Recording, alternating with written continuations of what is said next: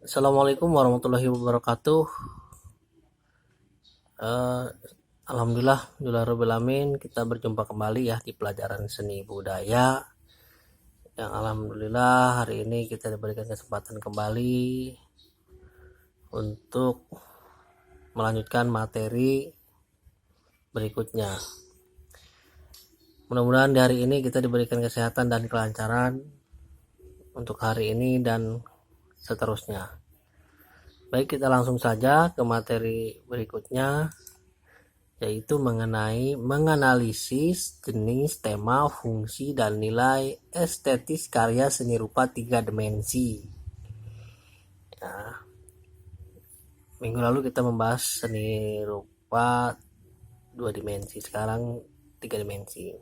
Nah, seni rupa 3 dimensi, karya seni rupa 3 dimensi sebenarnya banyak ditemukan di kehidupan sehari-hari. Ya, semisalnya ada kursi, meja, dan lain sebagainya. Ya. Sebagian karya seni 3 dimensi hanya memiliki fungsi sebagai hiasan, tapi ada juga yang punya fungsi pakai, sebagaimana karya seni rupa 2 dimensi. Jenis karya seni rupa 3 dimensi mengandung unsur garis, bentuk, bidang, dan warna yang disusun hingga membentuk objek tertentu, namun berbeda dari objek karya seni rupa 2 dimensi yang hanya bisa dilihat dari satu sisi saja. Karya seni rupa 3 dimensi dapat dilihat lebih dari 2 sisi. Ya, dari titik manapun sebetulnya bisa kalau untuk 3 dimensi. Nah, ini lanjutannya. Dengan kata lain, karya seni rupa 3 dimensi merupakan karya yang memiliki ukuran panjang, lebar, dan tinggi, sehingga mempunyai volume dan ada dalam sebuah ruang. Seni rupa 3 dimensi biasa disebut sebagai seni rupa 3 dimensi, ya, atau 3D yang sekarang ada di ini ya, di buku-buku pelajaran seni. Nah, pembahasan kita adalah karya seni rupa 3 dimensi, yaitu ada jenis, tema, fungsi, dan nilai estetis. Nah, sekarang kita bahas jenis dulu. Karya seni rupa 3 dimensi dapat dibedakan menjadi 2 jenis. Keduanya adalah karya yang memiliki fungsi pakai atau seni rupa terapan, dan karya seni rupa yang hanya punya fungsi ekspresi, yaitu seni rupa murni. Berarti ingat, ada 2 jenis. Yang tadi jenisnya seni rupa terapan dan seni rupa murni, ya.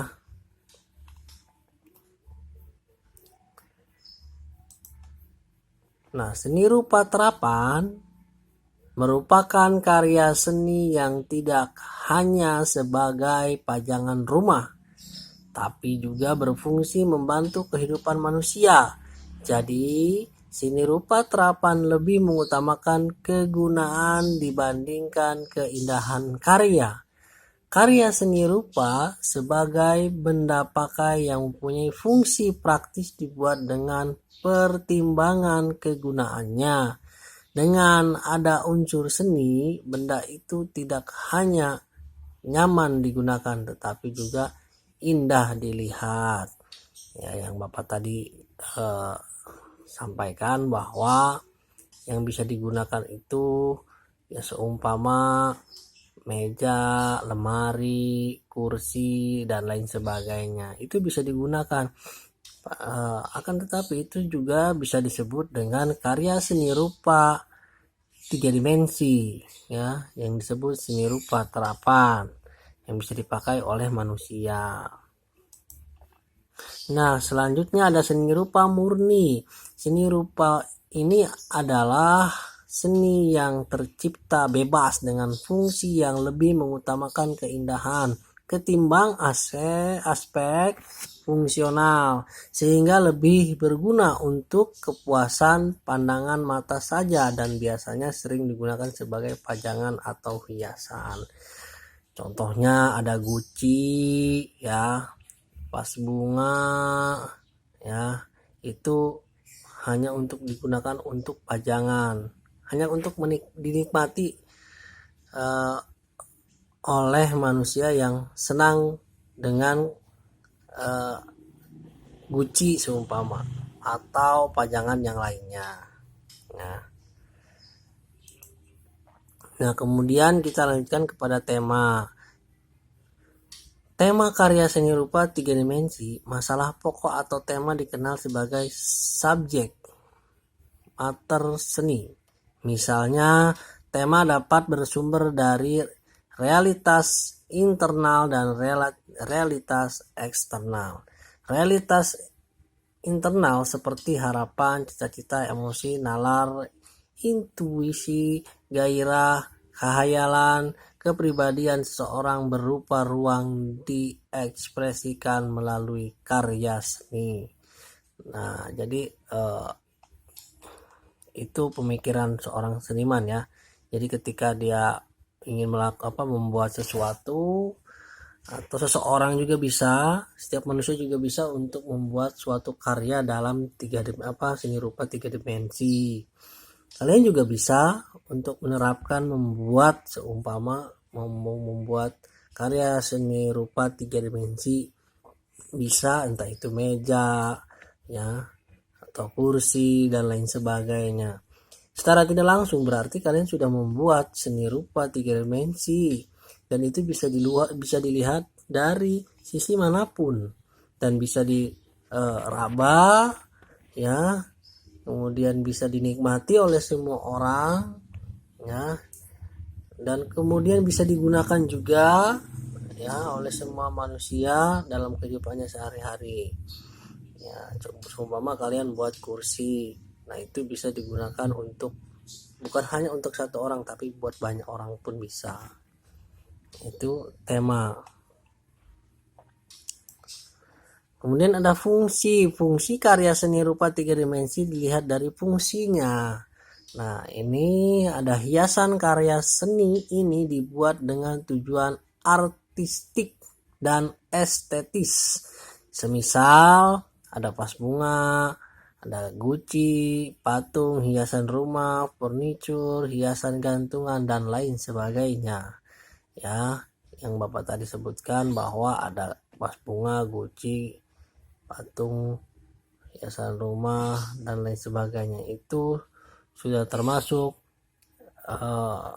seni rupa 3 dimensi yang bisa dilihat dari sisi manapun. Kemudian ada contoh karya seni rupa 3 dimensi.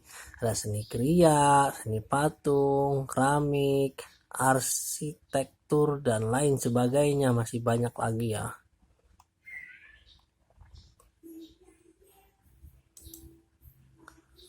Nah, ada nilai estetis. Karya seni rupa 3 dimensi. Nilai estetis secara teoritis dibedakan menjadi 2, yaitu ada objektif atau bisa disebut intrinsik. Nah, yang keduanya ada subjektif atau ekstrinsik. Ya. Nah, nilai objektif khususnya mengkaji gejala visual karya seni. Aktivitas ini berdasarkan kriteria ekselensi seni pada kualitas integratif, tatanan formal karya seni yang mengutamakan relasi antar unsur visual yang terjalin padu dalam sebuah karya seni ya. Kemudian subjektif, nilai subjektif menelusuri nilai estetis dengan menjawab pertanyaan, apakah lukisan ini memukau dan hadir dalam kehidupan pribadi saya. Nah, efek apakah yang diberikan pada saya? Jika demikian, sejauh mana pengalaman pengamati dan menikmati karya seni demikian biasanya melukiskan penggambaran imajinasi, emosi, suasana, kejiwaan yang hidup dalam diri pengamat. Nah, itu biasanya kalau seorang pembuat karya, kadang ya itu dia juga sama perlu adanya imajinasi juga, kemudian perlu adanya suasana yang nyaman untuk membuat suatu karya, kemudian dibutuhkan untuk emosi juga. Emosi itu bukan marah-marah ya, tapi emosi itu mengontrol sesuatu, mengontrol sesuatu agar karya itu terbentuk menjadi lebih menarik, lebih disukai oleh banyak orang ya. Emosi itu bukan marah-marah, bukan.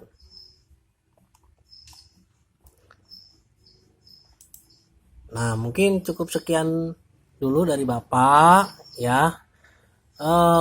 Kurang lebihnya Bapak juga mohon maaf, mungkin sampai sini dulu karena keterbatasan waktu.